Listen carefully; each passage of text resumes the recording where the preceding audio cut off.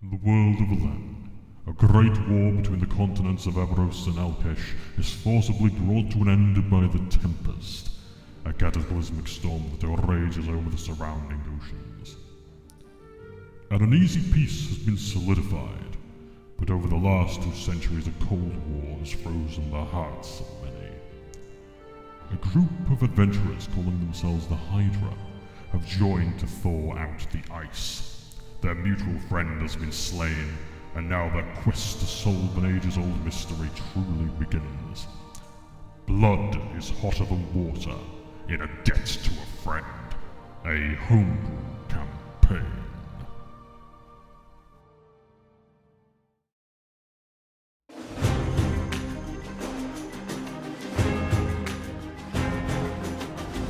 Session 10 of A Debt to a Friend opens with Cornelius and Rakanar sat at one of the Fort Hislop taverns, enjoying themselves as they're waiting for food, and they sat across a legendary storied unit called the Lancers.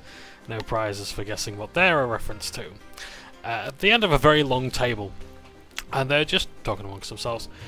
With an insight check of 11, Cornelius examines Rakanar. He seems as stoic as ever, but may be unnerved if mention of the professor is brought up, as he's rather upset with his loss. Nero, Rakanar's eye in the sky, his pet eagle, nibbles on complimentary peanuts while the duo order food. A younger adolescent half-elf approaches, with Cornelius asking for menus, and is presented with the following: a roasted chicken with onion gravy and mashed potatoes, usually paired with cider for 2 silver pieces.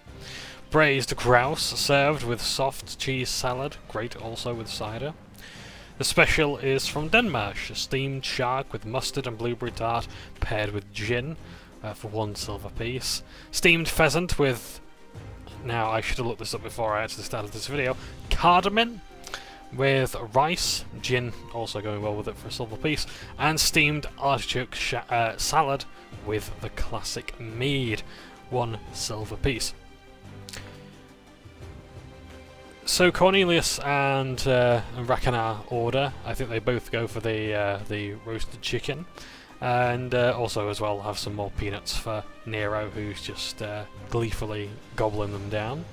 The tavern they're in, I've put 2 N's, that was not an intended pun, but there we go, is of good quality. It's certainly not a roadhouse by any means, and it has a lot of government money pumped into it seemingly, but is not necessarily the same quality as an officer's mess. It doesn't take long for the scent of food to glide to their noses as the waiter goes to order food. Cornelius asks of Rakanar, I couldn't help but notice that while we're in Oxglen, you missed the forest. You seem to be in your element there, having the time of your life. Rakanar responds, saying that he had spent many years of my early life. And although that some of the toughest living is within these walls, as I'm unable to do everything I want to, sometimes outdoors it was hot, and sometimes outdoors it was cold. Sometimes it's feast, and sometimes it is famine. Cornelius comments that Rakanar is strong as an ox, holding up his muscles, his own muscles rather, and with a nat 1 strength check he shows the slightest pimple of a bicep popping up, as with my demonstration there. The food arrives with additional peanuts for Nero. Cornelius thanks the waiter as he moves off to other customers about his working day. Quite clearly a young man who is possibly just doing a part-time job, seeing as his parents may be living in the barracks. Perhaps he has a mother in the army and a father waiting at home. Rakanar is asked about by Cornelius. So, Rakanar, not to spoil the meal, but how are you doing, lad? Rakanar, still trying to tuck into his food without making eye contact, says, how do you mean? Well, you and the prof seem to have a very close bond. What happened must have been very traumatic. I saw you, and you saw me, and we ended up somehow, some way in the prof's office. How are you taking that? Rakanar pulls his eyes from his meal. I think eating with his hands as well, I'm not quite sure. Professor is fine. There's no need to worry about something that is not. He's fine. Cornelius nods in understanding, and the two talk about their next move. As this is happening, our newest member, Agent Odin the Raven Ulfheim, and I arrive at the tavern. I've put here covered in holsters. That's probably not quite appropriate. I think we've now got more holsters than before. I think our DM described it as, with weapons checked at the door. Cornelius and Rakanar roll 2d4 2d4 for temporary hit points gained. One of the rulings as well with food, I think the DM says they're going to work on this as time goes on, is depending on how good the food is, and if there's going to be any combats and whatnot, temporary hit points from good meals may carry over to the next day, which would actually really suit me if I wanted to go for the chef feat, which gives you temporary hit points, and you can also make little snacks for players as well.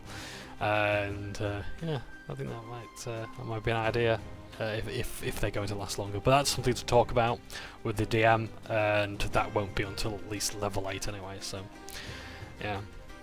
So I also myself and Odin will pay for our food. I give a gold piece for the food, and ask for shark for Nero. So I take the roasted chicken and ask for some shark. Rakanar, because we're going very insight crazy lately. Rakanar rolls 11 insight to watch our newest member, Odin. He fails the check as Odin's a statue of a man. Bestoned is a new word to me, but I like that one. Bestoned. I'm going to use that more often. Even if it isn't a word, I like it. I love that one. He is bestoned. Rakanar keeps an eye on this suspicious new person, sort of shuffling away on the bench. Cornelius stands to introduce himself to Odin, holding out a hand to be shaken as a sign of respect, and Odin raises an eyebrow. We've been introduced. Taking his hand very quickly, not lingering too long. As Odin shakes his hand, Cornelius rolls a nat 20 plus 5 charisma check, and feels, even internally, he likes the guy. He has a natural magnetic personality, and a sincere warmth radiating from him. Even though it's not outward, Odin is somewhat trusting of him. He sits across from Cornelius, making a point of going all the way around the long table just to avoid him. And so Rakanar scooches away slightly, and I sit next to Cornelius, our bard. Odin now decides to roll insight upon Rakanar, 25, 19 plus 6. The half-orc is on guard. He's rigid, unaware of who this person is and what he wants to do with him. He's not intimidated, but he's cautious all the same. As I sit next to Cornelius, food is brought out. The server places down the shark, confused as to who it's for, but I say it's for the bird. And so I place it down in front of Nero, and we share the blueberry tart. So I tell Rakanar and Cornelius upon their asking, so are we deputized? Are we now officially part of the army? And I said, no, not quite, but your assets. Your civilian assets to the chorus. They're also covert assets, so no penning this down, Cornelius, I say, as he's about to take out his pen and paper and start scribbling this stuff down. And I do tell him, though, perhaps there may be a book deal in the making when we've saved the world, after all. Which I'm pleased to hear a chuckle from. We make plans for our next move. We talked about this in Discord, about what we're going to do. I will explain now, without my notes being in front of me, why we decided to go to Drumeth rather than the Royal College of Magics. I should explain, just to remind players, the two options that we were thinking.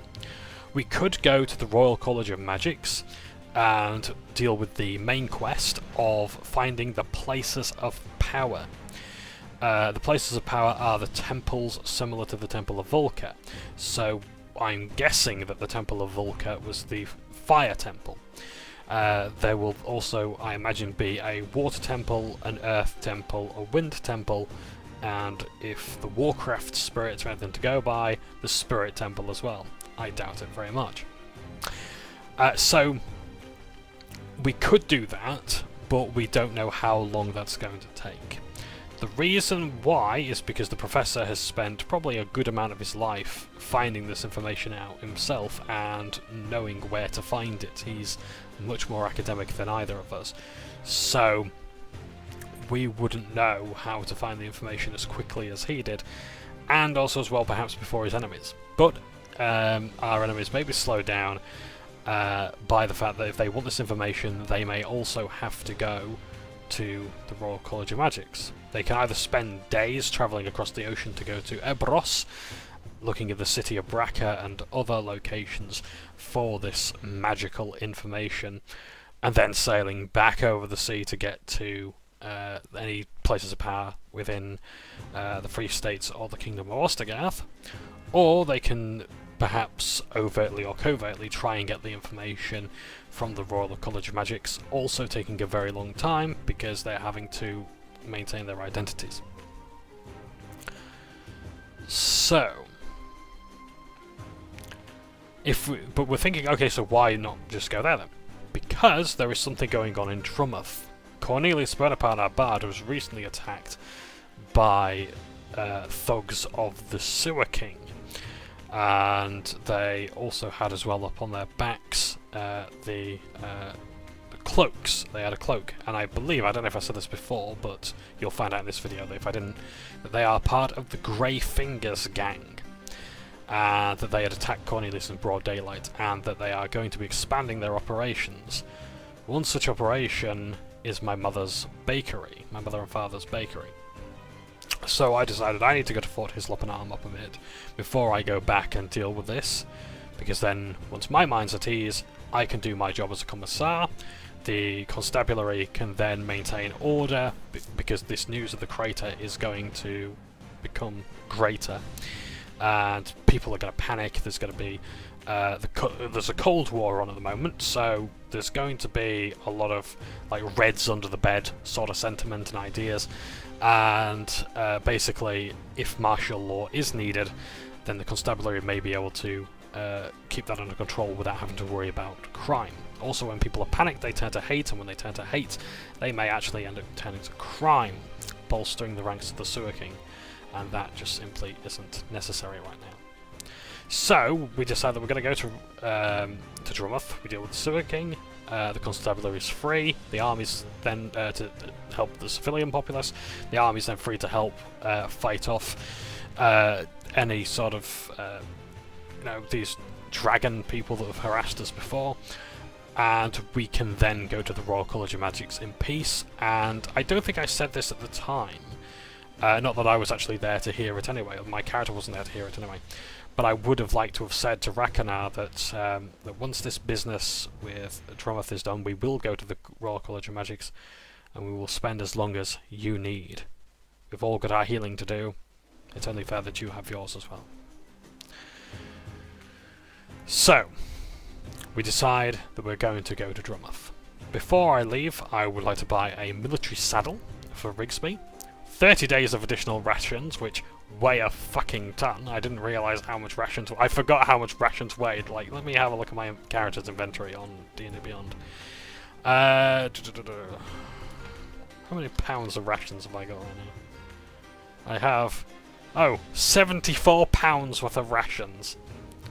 I may need the bag of holding. I will have to do a trade with Rakanar. Dear. Maybe me.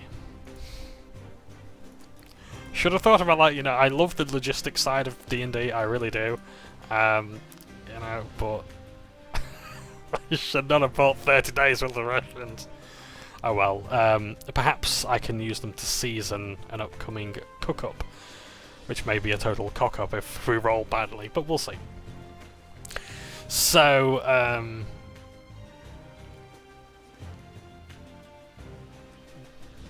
yes, we buy the rations, and so we make our next move. We sign out, Rakanar assigning what's called a rich people's signature, according to Cornelius. which Rakanar's player says, "Are you calling me poor?" And Cornelius says, "No, I'm calling you rich." Oh yeah. So I think it was because Rakanar's player, bless him, I think he was like working overtime, and so his brain hadn't quite caught up. As my partners would say, his brain has left him. So Cornelius is now asked to roll a D100 per the DM's request to do like the whole random encounters and such. And he rolls a 41, which is, I think, around the same realm of what Rakanar rolled before, which is like a 42. So I don't think there's going to be another zombie cart encounter again, we think. So we decide that we're just going to have a nice stroll with the carts, so with the horses. Odin having his own horse as well. The journey is inconsequential, and with the party travelling fast. Okay, so we're not having a nice stroll, we're actually quite galloping quite hard. And as it's come to nightfall, we see the lights of Drumeth in the distance, but if we wanted to actually reach there by now, it would probably be like at the risk of exhaustion. So we figure that we'll camp outdoors. We make camp, Cornelius lamenting the fact that he couldn't play his drums on horseback, so I offer to come up with an idea to see if I can fasten the drums to his horse in some fashion so he can play as he's riding away. Or at least he has one hand free so he can play the drums. So I roll an intelligence check of 25. I think the party rolled incredibly well this session. 18 plus 4, plus my 3 proficiency bonus in a certain tool set. I think it was like just vehicles or tinker's tools, land vehicles or tinker's tools, to work on a harness to make for his horse. He'll be required to make some animal handling checks, which I don't think he did. Because we were just coming up with these things on the fly. But otherwise he could still play. So the drum might have to be refastened, or it might fall off or whatever. But it's not gonna, the drum's not gonna explode or whatever. So I'll probably have to get into Photoshop later to look at a harness, and yeah, add a tactical stock to it because that's just my thing. So. Rakanar uses his speak with animals ability to talk with Nero. And Nero says, "I enjoyed the angry fish," referring to the shark that I bought him earlier. "He's not so angry anymore." He talks to Thanatos. So Rakanar talks to Thanatos. Oh, sorry, I've got this mixed up. This is what happens when I write in really long paragraphs. Rakanar and Nero talk about the horses. And Nero says, "A rather stout chap, wouldn't you say?" of Thanatos. And so Rakanar now talks to Thanatos. If we return to Drumeth, would you prefer to go back to your owners? Or would you prefer to be purchased for our own journeys? I'm not going to do an accent for this one, A, because I can't remember what it was, and B, the accent I had in mind might be a bit bad, so no. I mean, I know you should do it because of that, but no, I don't want to be insensitive, so. He says, "Hey man, I'm just doing the hustle." He flexes his bulging muscles as Rakanar rolls 11 to flex in return. They're having a bit of a flex off to try and impress one another and see if Thanatos will be Rakanar's horse permanently. And he says, "Look, I've got mouths to feed. Maybe mine, but still. My friends, who were once owned by adventurers, got eaten by a dragon. So, look, maybe if you got me some threads of the armoured kind, I'd reconsider." Cornelius plays his flute, reminiscing, rolling 13 performance. He's sat on the log as he plays a very typical tavern tune, a slow and sombre song. Odin stays in his tent, cleaning his breech-loaded blunderbuss. Now, there's an idea, blunderbuss, or blunderbuns. Maybe more on that later. Self blunderbuss or blunderbuns. I may remember to mention why that's important later on. I doubt it very much. So we roll perception. Odin rolls 22, Ragnar rolls 20, Cornelius rolls 17, and I roll 12. We hear on the highway, those besides myself anyway, a lot of traffic, horses and carts passing by, but it's somewhat unusual for this time as they're going all in one direction, no less. They're all going to Drumeth by this particular path. Beyond that, nothing else happens in the night. In the morning I cook up some eggs with toast, having picked up some from the Navy. I believe that's correct, the Navy. Yes. I don't think it was Navy. No, I think I imagine that's some sort of place for cook shop. I don't know. So, anyway, I prepare breakfast for everyone, and I'm glad that I actually have the chance to say this, because it's something I like doing. It's like, I'd say, you know what, I've got this mess kit here, I've got the cook's utensils, I'm gonna do it. I've got these rations. It's just a nice little thing that I like to do in a game. It's like, I wanted to do this for Garveld in the other campaign. I was like, well, what could he make that's nice, that isn't, you know, full of embalming fluid, you know? Maybe that's part of the flavour? I don't know. What can I say? Underdunging cuisine. Anyway, so Cornelius exits his tent to read songs and prayers, his Book of Malil, and he rolls History 13, and something catches his eye. Hope can be found, sometimes, in the darkest of places. Odin will join us when we're all good and ready, and Cornelius thanks me for making the harness for him as I pull it out of the tent afterwards.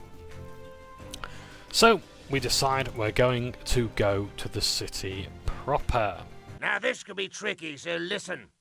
You have to cross the broken bridge over there, line yourself up with the bridge, and take a bit of a run up, press the jump button to clear the gap. And try not to get any wetter than you already are. In the city of Drumeth, or rather, outside of the city of Drumeth, is a huge queue of carts and caravans awaiting entry. But not only that, at the entrance of the city is the plume of red crests at the gate, seemingly checking people's carts, and we're about 30 carts behind. I ask the cart in front of me, "Excuse me, driver, could you tell me what's going on here?" To which they say, Commissar, didn't see you there. There's a lot of checks, and they don't quite sure why." I say, "Okay, thank you very much for your help. Carry on." And they're like, "Okay."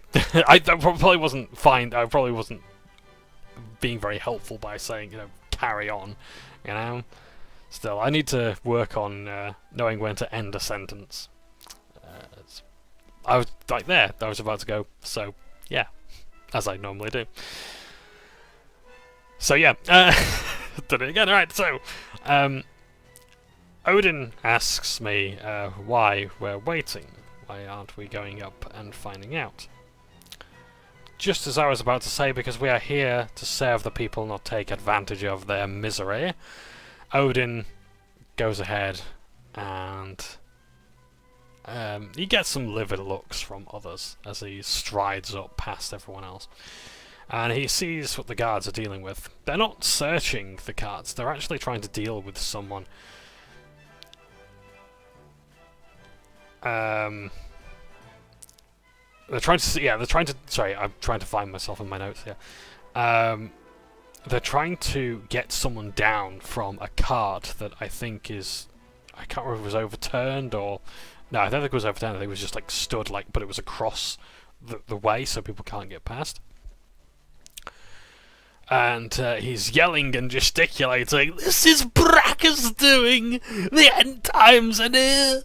War is coming for us all!"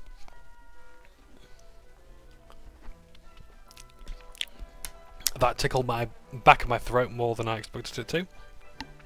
And so Odin strides up, stowing away his blunderbuss in case things get a bit antsy. He goes to the gentleman and says, "Oi, gent, what's the matter? We must repent for our sins.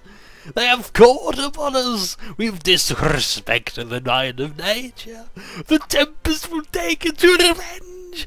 Baraka attacks! So,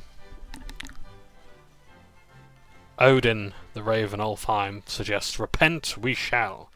You have a point, gent, but mayhaps we repent within the city? You ain't doing nothing here. And so, he rolls a persuasion, a natural 20 plus 2. Nice! Perhaps more than one place can form a congregation.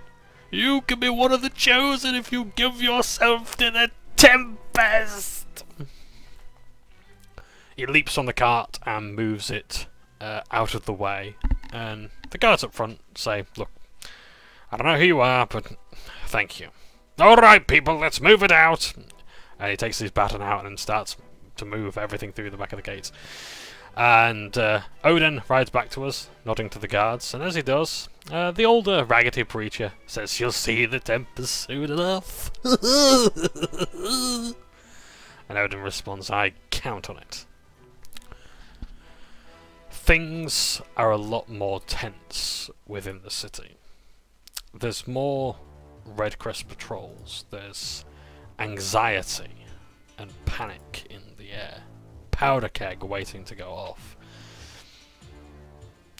We decide that if we're going to travel, we're going to make it quick. We don't want to be on the streets for too long. Cornelius wants to go to a temple, with Odin rolling his eyes at this. We make our way there, seeing as we don't want to split the party, and I commend Odin's resolution of the task, and his personality changes now that he's out of the fort. People are nervous. There's tension of the Red Crests are on edge. We arrive at the temple, an artisans guild with artists moving back and forth. I hope you understand, friends. I need some privacy to talk to my god, and so I give him time. We people watch. I roll a perception of 17, which tells me that there's people talking, including, I heard they hit 3 more businesses just 2 days ago. When will the government do something? I also hear another murmur. I hear there was an explosion. I don't know, some people are saying it was the Bracken. Can you imagine that? To be so brazen on our territory. We should teach those tree lovers a lesson. I can't see exactly who said this, but whoever it came from, it seemed to be from around the area where there was people dressed in commoners' garbs and cloaks. Cornelius enters the temple and the DM's lair, which is the Discord channel exclusively for it's like secret chats. I do like on the other server for the other campaign we've got whispers. I prefer that name to DM's lair, I think. Rakanar uses his Speak with Animals ability to send Nero off to look out for the bakery, keeping an eye in the sky. And how will I find you when I'm done? To which Rakanar responds, go to the outpost. And so they converse a bit longer, and Nero concludes by saying, there are too many angry skybirds about when they're apart, wouldn't you agree? Well, anyway, I'd best be off. Cheerio! He beats his wings, fluttering as he goes. He thinks as he sees Nero ascend, that's my bird. That's my best bird. We go to the Grey City Watch Outpost, with more Red Crests milling about. We don't recognise them from the fight before, as this precinct is in a different part of the city.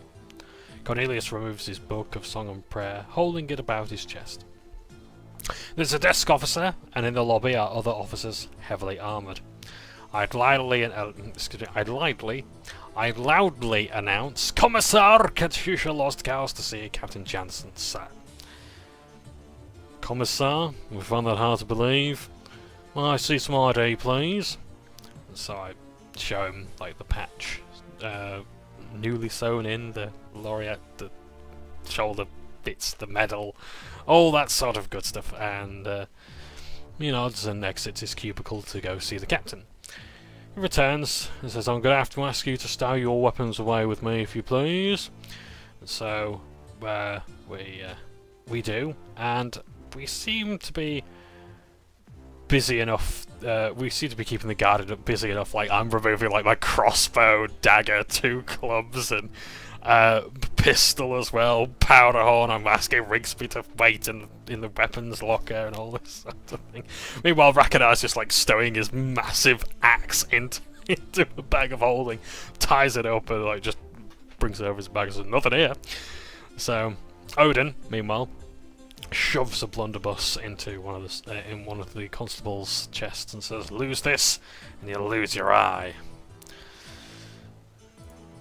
So now I do apologise that I've missed a lot of the conversation here, because when I talk to people, I tend to have I push my keyboard forward, hands crossed like that, and I lean in and talk and look at the map and my notes. I'm very rarely writing at the same time, so I sort of have to try and remember what happened. So I go into Captain Jansen's office with the rest of the party this time, and he's busy looking over some maps and things. He says, Cadet Commissar, or not, as the case may be, congratulations on your promotion. And I say, thank you, Captain, but I'm sure we're not here. But I'm not really here to discuss the matters of my promotion. And just about to continue with the DM, says, "No, I'm sure we're not. How can I help you?"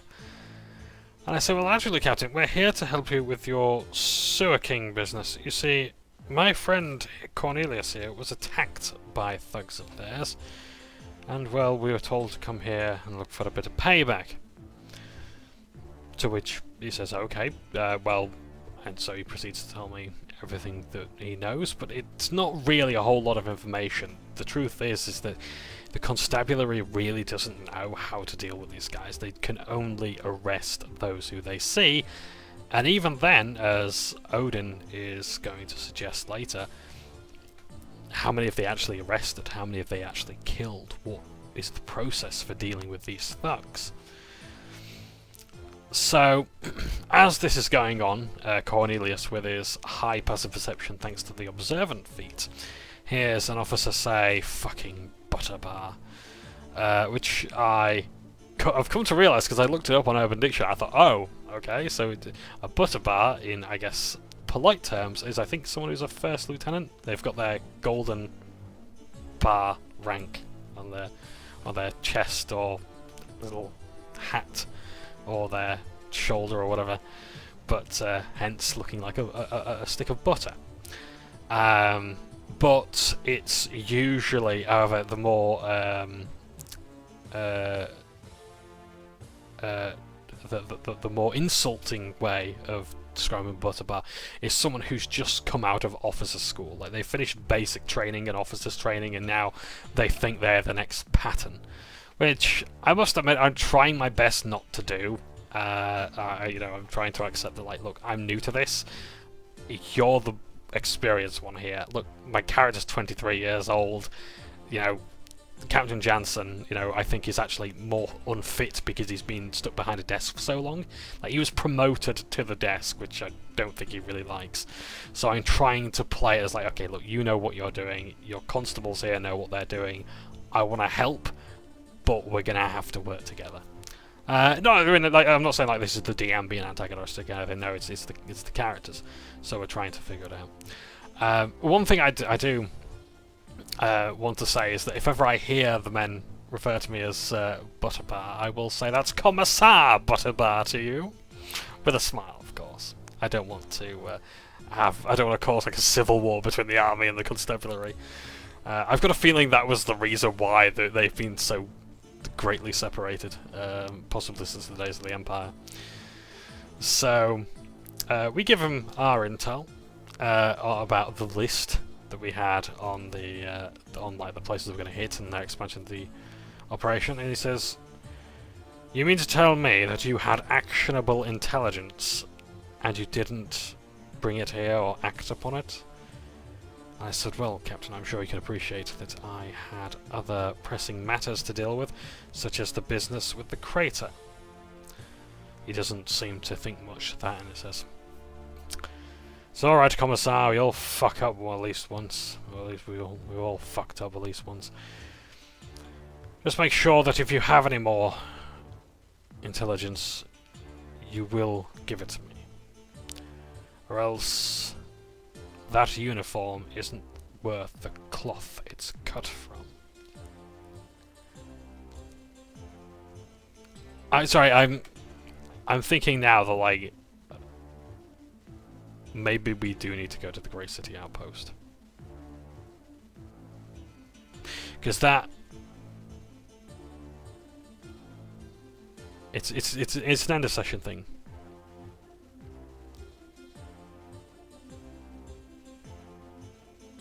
Sorry, getting a bit... apparently, if we have a look at the locations that the Greyfingers gang want to hit, it's a sort of trail going from near the city centre to the docks. And one of those businesses has actually been successful in fending off an attack. Or at least that's maybe what it is, or perhaps they're being bribed. So it's a butcher's shop, and that's the only business that's been able to avoid the extortion attempts. And the guy there running the place didn't seem to be cooperative, but then again they were a new officer, so they probably didn't have the right interrogation technique. Odin decides to ask if there's a tunnel that connects from the butchers to the docks. Like a sewer. And Captain Jansen calls out, hey, Davis, can I have the architectural maps for the sewers? As he comes in with reams and reams of architectural drawings. And Captain Jansen asks for the specific records. Now this map that he's talking about is like a far worse version of the New York subway maps with interconnecting paths and bits. It's difficult and it'll take about half a day to do what he needs, but he says now, get on with it. We think we're on to something here. And he thanks Odin for the suggestion. And he asks, if you wanted to move something about the city, how would you do it? And sorry, nobody makes a memo about it. How would you do it? Now the DM goes on to explain that the Drumeth is old, like Catacombs of Paris old. It's not going to take long to bring. It's going to take a long time to bring order here, and even the more judgmental characters will agree that this is a massive undertaking. With this list, we can start suddenly beefing up patrols without them knowing. So what they're going to do now is they're going to be moving their forces a bit more towards this winding path to the docks. And so we decide that that's going to be our first course of action, looking at the butchers.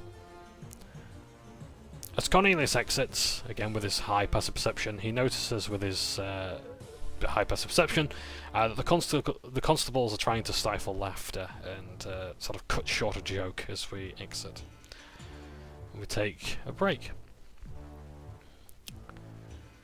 So Nero is perched on the bakery still, presumably, to watch in case there's any Greyfingers going in and out, any suspicious figures, any bust-ups happening there. Odin is looking around on the way to the butchers. Perception 17 tells him that the crowd is dense, but people don't try to steal from the party or tailors. It's relatively quiet. It's an hour's walk from the butchers to the bakery and the Grey City Outpost, so we push through, but even with Odin's suggestion of using the signal whistle to move people out of the way, we decide on the better part of subtlety. And that is where we arrive at the corner delicacy. And I hope I pronounced that right. Ah! Scrotux! Inside this butcher shop is a fucking jacked half-orc behind the counter. The smell of cold, slightly, and once again, umami? I think I'm saying that right? I don't know. This is the third time now I've put something in brackets with a question mark. Because I don't quite know half of these words, but hey, it's alright, it's fine. Salted meat and spiced sausages comes out. The half-orc wears a hat and an apron, looking up at us. I say, excuse me, Commissar Katusha Lost Cows, I'm here to ask you a few questions. And... oh no, I thought I wrote them all down! No! But... anyway, he says like, pound of mince, 1 copper piece. And so I was like, you know what, I'm just gonna give you a gold, because it's easy. Rack of ribs, 10 copper a piece. Again, another one. He's just basically listing all these prices. I'm just like, okay, right now, how about now, how about now? It's costing me about 8 gold at this point. And Rakanar steps forward, sensing that I'm having no luck. Bless him, says, information on the Sewer King, 1 gold piece.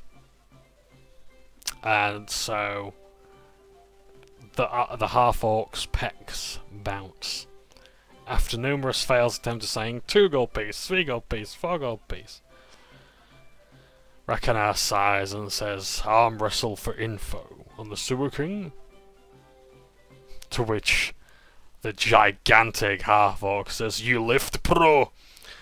The 2 flex and Rakanar rolls a 21 strength. After minutes of this carnal display, the butcher's apron splits open, but with the mighty music playing, Rakanar rages and bursts his shirt open. The butcher finally stands up as tall as he can, and they reach out without noticing, instinctively clasping hands and shaking. They look into each other's eyes. Their eyes say, do you lift, bro? The answer is yes. Yes, they fucking do. And apparently this is a Full Metal Alchemist meme. I don't know about that, because the only anime I watch is like Lupin the Third and Golgo and the odd bit of Ghibli. Read 3 films. Cornelius decides that he's going to pay for all the money, that all the meat that I've accidentally miscalculated. Because I thought, oh, it's like, I didn't realise, like, I was only buying like £10 of meat or whatever. It's like, no, we've apparently bought like several £100 of meat by accident as he's taking it out, just slapping it on the table and just wrapping it as best he can in these loads of paper. And so we have to store it in the bag of holding. And Cornelius says, with all this food we have, maybe we're being a little overzealous with this. It was getting hot and heavy, as it was getting hot and heavy. Perhaps we should perhaps we should use this to treat the less fortunate, like those at an orphanage. I agree, and so that's a wonderful idea, right? Cornelius, and I suppose it would be a shame to let all this meat go to waste. So that's what we're going to do, perhaps at the end of the next session. Here's hoping we'll have time. But we put it into the bag of holding, which it's like it's room temperature, so like the meat's not going to go off so quickly. Like it's not warm in there, but it's not exactly cold enough to like cool the meat and preserve it any more than just like leaving it out in the open. So we continue our questioning, and that's half-orc just says pound of mince, £10, 4 silver, or something like that. And so a half-orc woman bursts out and says, "Oh, great! Yes, I can give you some information. Those grey fingers try to extort us."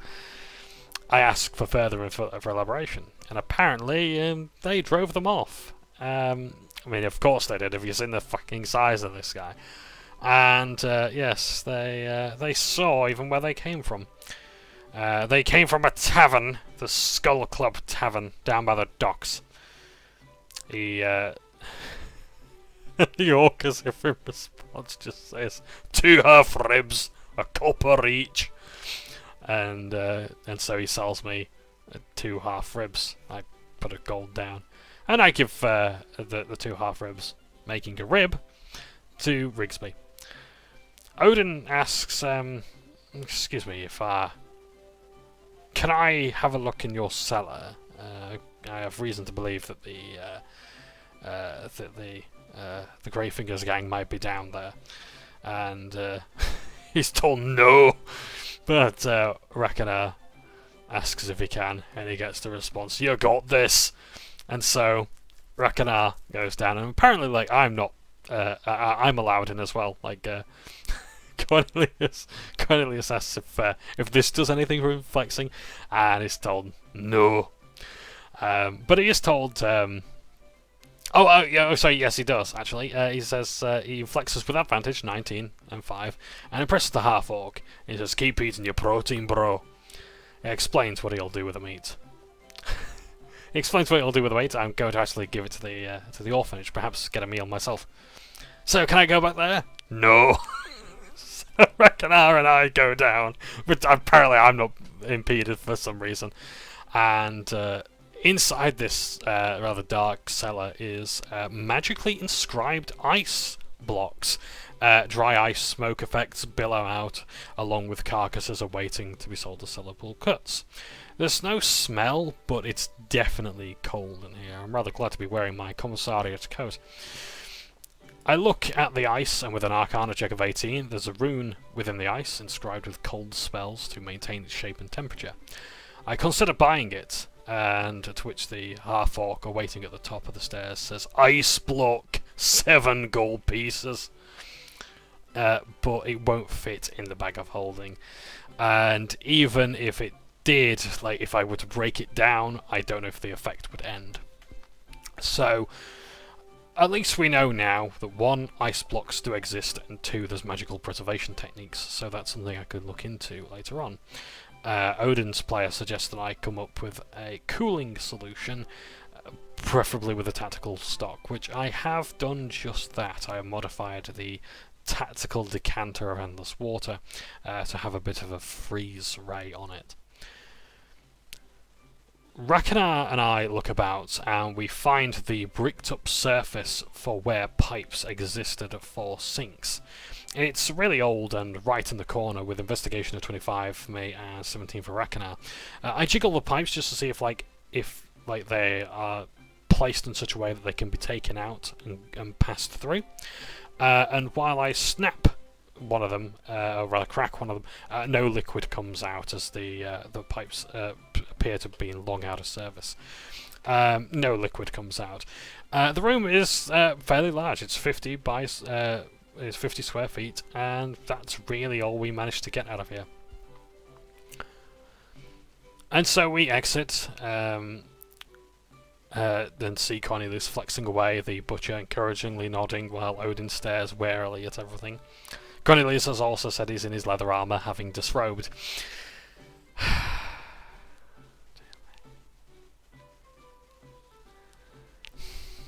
Odin asks if the butcher wants vengeance, and he removes a great blade for cutting up larger animal carcasses in response. So perhaps we might bring potential prisoners here for advanced interrogation technique. So we now decide we're going to make our way to where we think the Skull Club Tavern would be. We watch from the top of the docks as to where these potential, as to where the club is, and we see hooded individuals coming out of the club. In and out of the club. I roll 23 perception, Cornelius rolls 21, Rakanar rolls 10, and Odin rolls a natural 1 plus 6. Odin is a bit distracted by all of the goings on around him, while Cornelius and I notice the hooded figures entering and leaving the bar have 3 striped lines on their cloaks. Odin is dressed covertly, more like a mercenary or rugged traveller rather than a military man, so that might be an idea as to, if we were to get a bit closer, who would do it. We consider our next move. Odin flexes as he talks with Rakanar, and we go to the Grey City outpost to talk about actionable intelligence. The troopers here are armed with pistols now, having armed up a bit more and taking their patrols a bit more seriously. We go through the admin and we see the captain standing there, or also special investigators who are poring over documents and maps. And and so the captain, upon being told that we managed to get the butcher to talk, he said, "Oh, ha, no shit. How did you get him to talk?" I just said, just pinched, but that was a long story, sir. And to which Rakanar responds, "I just lifted a pro." We then talk about the possibility of how we're going to do this. We don't know how many people are in there. We can't afford any men from the constabulary, and he doesn't want a bloodbath. Look, Commissar, I know you're military. You're a hammer, and every problem is a nail. But there may be another way of going about this, but you're going to have to find it yourself. And so we think about it. Odin walks out, bored by this conversation, worried about a problem within the constabulary.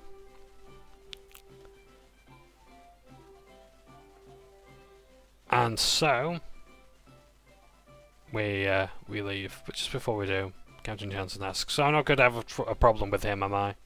Referring to Odin. I said, "No, sir. All my though all of my men are on a long leash, they are still on a leash." At least that's what I would have said if I actually had taken the time to think before I speak, which is a problem I so very often have. Yes. Dear me. I really need to look at some different techniques on like how to sort of practice, like, well, thinking before I speak. I just worry that I take too long to talk. Yeah, so many good ideas I think have been lost in the Lost Mines game because I just can't get them out quickly enough after like over 10 seconds of silence, you know. So we exit, and Nero makes his way for us as Rakanar whistles outside. He perches himself on Rakanar's arm, and he casts Speak with Animals to speak with him. "Well, did you find anything?" Says Nero. And Rakanar says, "No, we didn't find much, did you?" "No, but they seem to be having trouble with their firebox. It keeps exploding." And I explained to Rakanar, well, I'm sort of like looking at Nero, and I explained to him that that's natural, part of this being relayed to me. And so Nero will keep watch over us and the tavern. So he goes ahead again. So this is where we're now going to make our next move. Cornelius and I duck into an alleyway, and we roll Perception, 14 and 24 respectively. He finds an alleyway where we can plot and see without being seen, or at least if we do get seen, we're going to notice anyone coming back here, congregating before any trouble sort of kicks off. So Odin and Rakanar decide that they're going to go ahead and enter the bar and just try and get some information. Odin loads a shell into his shotgun. He thinks the safety's on, and with a sleight of hand check of 12. There's dozens of various people with weapons by their side, eating and talking. An orc bartender cleans some glasses, and the bar goes silent. And the bartender says, "What are you having?" And Odin says, "Ale, 3 copper each." The bartender's eyes light up with when he's given 4. No, when he's given, I think, 7 copper, or like a silver. And he says, the bartender's eyes light up, and he says, "I'd be careful how much flesh you catch around here. Friends, just a bit of friendly advice." Odin nods, giving the barkeep a wink. So, keep out of trouble, and if you do end up getting killed, it's me who's going to have to clean it up, so do be on your best behaviour. Rakanar asks, we have our rails? And the DM responds, you have your rails. Rakanar checks his drink for drugs, having already been drugged once at the Heartseeker Inn in session 2, I want to say, 2 or 3. Yeah, and he does not want that to happen again. He's going to roll a 17 survival to taste test it. Doesn't appear to be any ill effects. The drink is serviceable, but nothing like the fine establishments he's been in before. Odin asks if he's allowed to smoke, and the bartender says that it's the least I have to worry about, so sure. So he lights his pipe, surveys the room, and leans on the bar. People seem to have gone back to their drinks, and murmuring as he observes. Rakanar and Odin roll perception to scan the room. Every single one of them has some Greyfinger marking. Nobody stands out as the definitive leader of all the operations, however. No one who could possibly be the Sewer King, or anyone who looks like even anyone who's running any particular racket. Cornelius asks for an update via the message spell, or cantrip I think it was, I can't remember. Quite a few people appear to be coming and going from the room at the top right, which myself and Cornelius have our tokens moved in so we can see what's going on. Because this was a bit of a problem that Shoria's player in the previous game, in the other campaign, had with like dynamic lighting, is that she was just like sat outside and like, I can't see anything going on. You know, it's like I just sat here looking at this black bit of stuff, this hedge, that's all I can see. So it's cool, like dynamic lighting's awesome, but at the same time it's like, well, even then it's like you can still sort of black things out without dynamic lighting, so it is good to bring people's tokens in. So I like that, and this was really good. I like this. I'd rather actually be able to see than just be guessing, because I saw we've got 4, 8, 9, 10, 11, 12, 13. We've got about 13 of these Greyfingers guys. Like, just at the time I took the screenshot. There may have been more coming in and going out throughout the game, but 13 in there. It's a good job we didn't actually have a raid. Well, I say that, we might have got away with it. No. Unlikely. So we have a look anyway, and we see this going on. There. And so, Rakanar slides a gold over the bar for the barkeep, asking for information on that room. And the barkeep says, look, I'm not looking for trouble, and I'm just trying to feed those back home, alright? And he flicks the gold back, and he's now starting to see quite worried now. Like, he does not, like, he almost like is a hostage here. So, Odin decides that he's going to try something. And he drunkenly stumbles as others start to leave the room.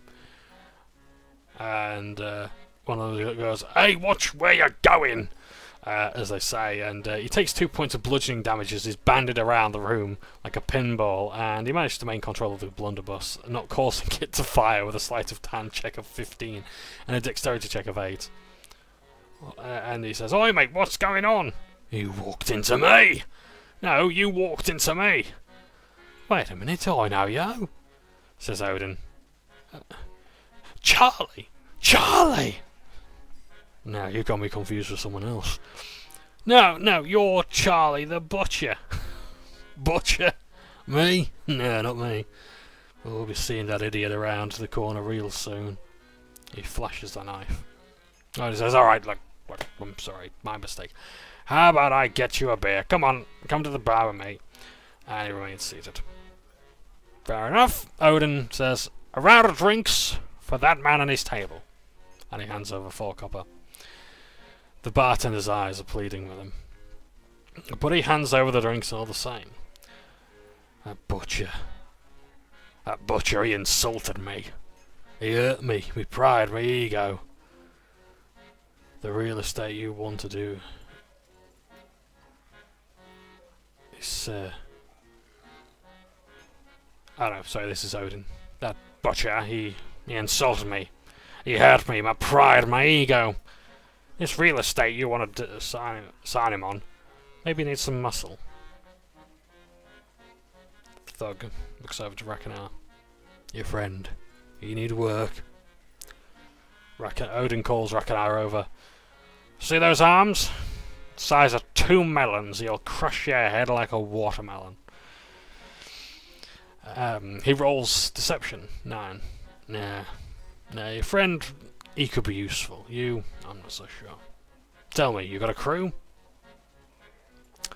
And he says, no, it's just us 2. You armed? I've got arms and legs too. Odin tries to persuade them. Say, Rakanar knows people. Yeah, I mean, like, yeah, he knows people. We ain't got a crew, but he's got contacts. Just have to bear with me. He says, well, alright. There's a job coming up. We're moving some merchandise from a benefactor. There's about 4 carts worth. 4 people minimum, maybe we'll get away with 6. Moving the stuff... moving stuff is the Raven specialty. He rolls a 7 again. Yeah, sure, but at least you guys can hit something, that'll be good. Not expecting any trouble. So Rakanar rolls 22 strength to flex his muscles impressively. Yeah. Now this guy looks like he can handle himself. Tell you what. You, bring your crew wherever they are in 3 hours. We've got a shipment coming in and need it moved. What do you say? Who do I ask for? Not so keen on names around here. What can I... What do I... Oh, what do I call you? What do I call you? Knife guy? Bumped into your guy? Just call me Robbie. Odin buys beers as a show of good faith. Given a gold to the barkeep. Rakanar flexes one more time. 15 strength. He casually flexes, which isn't as full of gusto, but he impresses the crowd all the same.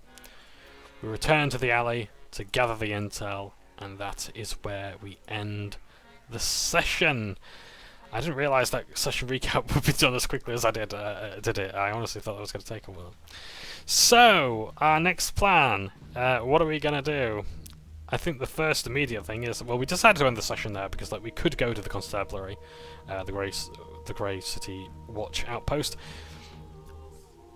But I've been debating about whether this is actionable intelligence. I may need to ask the DM's opinion on this, because if I do this, if these guys get away, if we're rumbled, if we're kidnapped, if we're killed in this raid, well, that's really going to annoy Captain Jansen, and I do not want that to happen.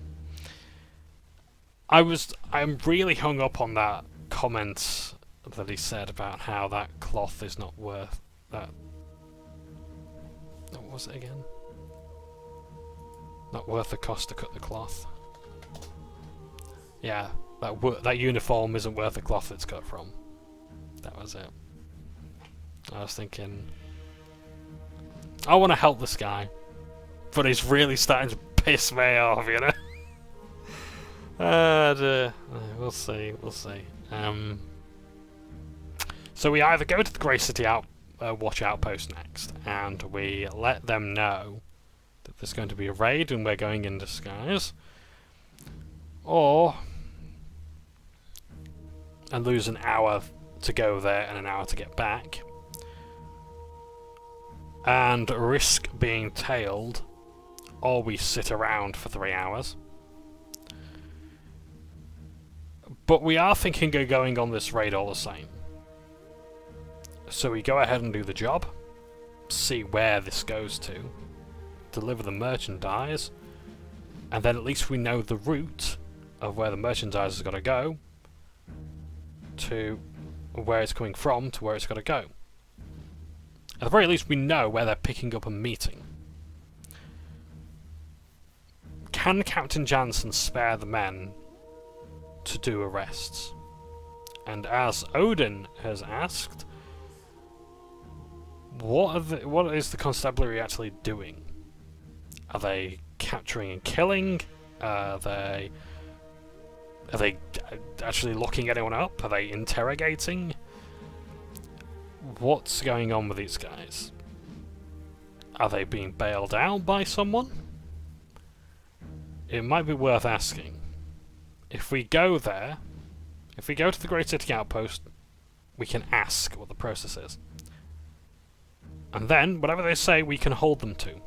If they say, oh yes, we can hold them in the cells here, oh, we'll take them to jail. Right, okay. If they escape, if indeed the Red Crests are corrupt in some way, then we can ask, okay, well, we can follow the trail. Yeah, oh, they escaped from the convoy taking them to jail. Okay, we want to know every single step. Yeah, and we'll find it out that way. What else is there? Like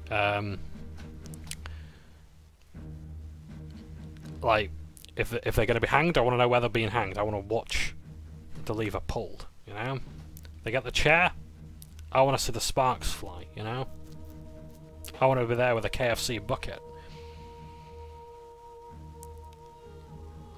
So I'm trying to think of what to do next. Like, we either just sit around and, I don't know, perhaps disguise ourselves.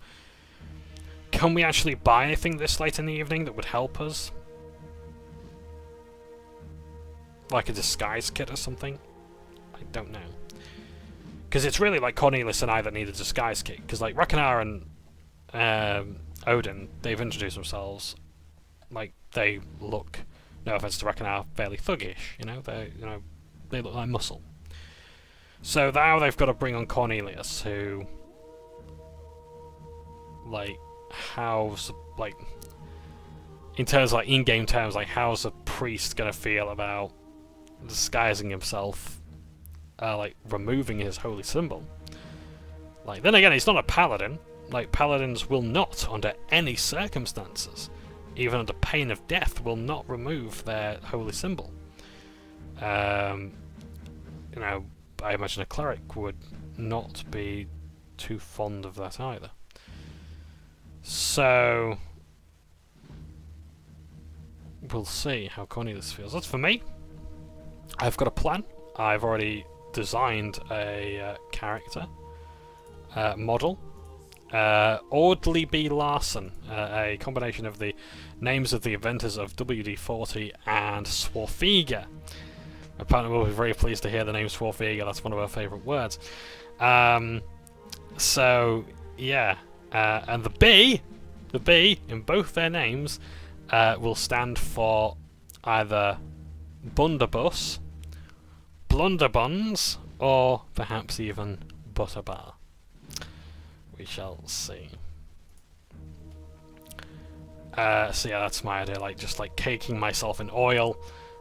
Putting away the cap, the coats, telling Rigsby to perhaps hold onto them, look after our stuff, and take a crossbow, and yes, present myself as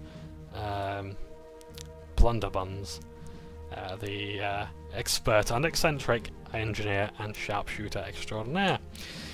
So yeah, so I think that's the plan anyway. But we'll have to develop it further, preferably before Sunday's game or before. I don't know when we're playing next. I think it really depends on like one player, because like I imagine they're working overtime and such. So we'll see, because like we've got the UK and US time differences, so it can be a bit iffy really. But we're hoping to perhaps even do a marathon one day, like a good 8 hours of game or whatever, like play on one day and then immediately the following day play again, which would be really awesome because I love this campaign so much. I mean, I'm loving the Lost Man of Phandelver, but this one is this one's got my full attention. It's so productive, and this is exactly my kind of pace and speed. This is sort of what I need from D&D if I'm going to play.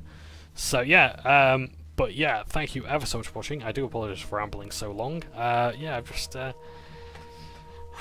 some tough decisions here, some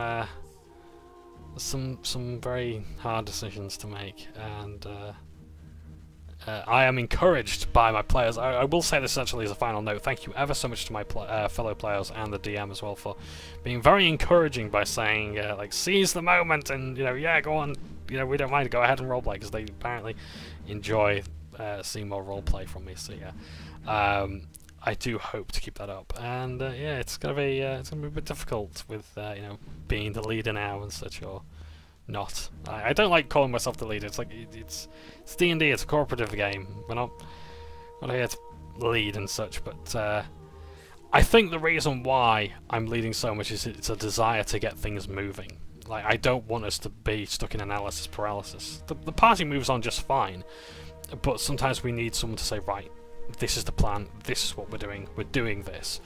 I don't want us wasting time making decisions. So I'm hoping that we'll have a plan by the beginning of the next session. And then, like I said, we've got 3 in-game hours to figure out what to do, and then we can go ahead and make our move. At the very least, it's just reconnaissance. So yeah, that's it for me. Thank you ever so much for watching. Take care, and stuff now.